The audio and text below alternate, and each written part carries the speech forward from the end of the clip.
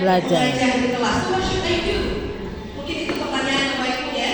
Kan karena mungkin we need to adjust the way we teach with the way our students learning. But there are too many students. We have like 30 students in the classroom, 28 students in the classrooms, right? Right. Oh, berubah duduk. 38, yeah. 38, wow, that's a lot. Yeah, so that's why Bapak Ibu, cara kita mengajar di kelas itu tidak bisa hanya dengan satu metode saja. Ya, we need to combine the method. The activity should be varied. Ya, kita tidak hanya dari awal sampai akhir itu hanya menjelaskan tema aja, atau dari awal sampai akhir itu hanya mengerjakan latihan di buku saja, atau kalau aja pakai textbook gitu ya, textbook saja, atau mengerjakan worksheet saja. The activity should be varied, depends on our student needs. Ya, dan metode yang akan kita gunakan itu kita bisa dikombinasikan. Right, di sini Bapak Ibu, are you familiar with CLT? Communication Language Teaching. What is CLT, Bapak Ibu?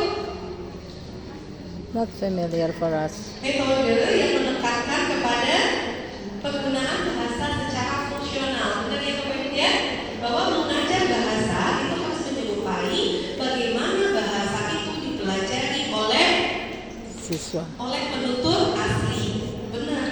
Jadi makanya Bapak Ibu di textbook yang Bapak Ibu punya sekarang mesti ada yang namanya function atau expression. Benar ya? Nah itu adalah sebenarnya mengaplikasikan metode CLT. Atau ada nggak yang Bapak Ibu belajarnya di sini direct method? Ada yang ingat nggak Bapak Ibu? Mungkin dulu zaman kuliah pernah belajar itu direct method. Oh, metode yang secara langsung. Ya. Intinya direct method itu diulang-ulang. Oke, let's listen, repeat after Me, yes. Let's say it together. Let's get the dialogue together. Itu direct method Bapak Ibu. Ada nggak di sini guru kreatif yang kalau di kelas itu selalu anaknya bikin movement? Ada nggak? Yes. Nah, iya.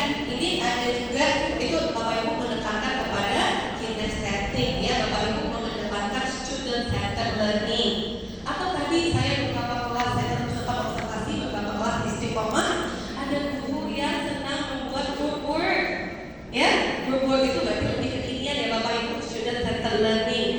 Guru tersebut menggunakan metode inquiry approach namanya. Ya. Jadi mengedepankan rasa ingin tahu siswa. Jadi metodenya banyak Bapak Ibu. Terus metode apa yang harus saya pakai?